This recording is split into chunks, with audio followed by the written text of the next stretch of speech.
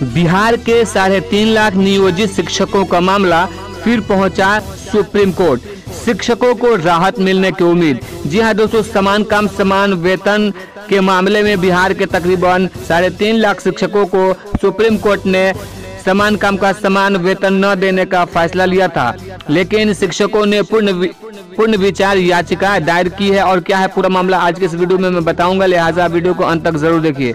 Video को शुरू करने से पहले मैं गुजारिश करता हूं कि अगर अभी तक आपने हमारे चैनल को सब्सक्राइब नहीं किया है तो सब्सक्राइब करके बेल आइकन को दबा लें ताकि आने वाले हमारे लेटेस्ट वीडियोस का नोटिफिकेशन आपको मिलता रहे। दोस्तों, बिहार के 3.5 लाख नियोजित शिक्षकों का मामला एक बार फिर से सुप्रीम कोर्ट में पहुंच गया है।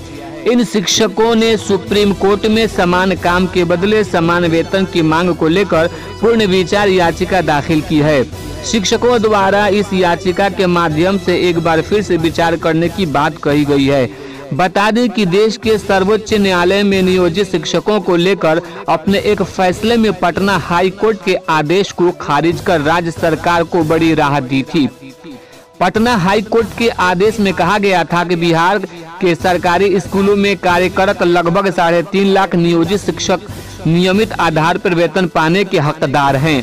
सुप्रीम कोर्ट ने शिक्षकों को समान काम समान वेतन के बदले समान वेतन देने के फैसले को स्पष्ट शब्दों में मना कर दिया था।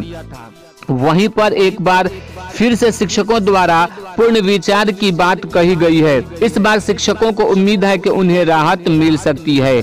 वहीं जब नियोजित शिक्षकों को लेकर सुप्रीम कोर्ट का फैसला सामने आया था तो इससे राज्य सरकार के साजिश तक का पता चल गया था। इतना ही नहीं, सुप्रीम कोर्ट के फैसले के बाद बिहार प्रारंभिक शिक्षक संघ के प्रदेश महासचिव आनंद मिश्रा ने सरकार को चेतावनी दी थी कि गर्मी की छुट्टी के बाद शिक्षक सरकार को लड़ने को तैयार हैं और उन्हें शिक्षकों के हड़ताल पर जाने की बात कही थी। इसके लिए अगली रणनीति भी तैयार की जा रही है। इसी के साथ ही बिहार शिक्षक संघ के ने नीतीश सरकार को शिक्षक विरोधी तक करार दिया। शिक्षक संघ ने कहा कि नीतीश सरकार राज्य के स्कूलों में शिक्षा व्यवस्था को ठप कर देना चाहती है। राज्य के शिक्षकों के साथ गरीब बच्चों के साथ भी छलावा किया जा रहा है। नियोजित शिक्षकों की बात पर बिहार की सियासत भी पीछे नहीं रहती है।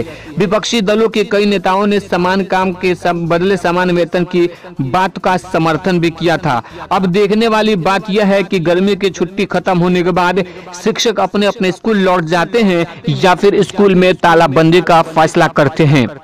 तो दोस्तों, उम्मीद करता हूँ कि ये जानकारी आपको पसंद आई होगी, तो लाइक कीजिए और ज्यादा से ज्यादा लोगों तक इस वीडियो को शेयर कीजिए।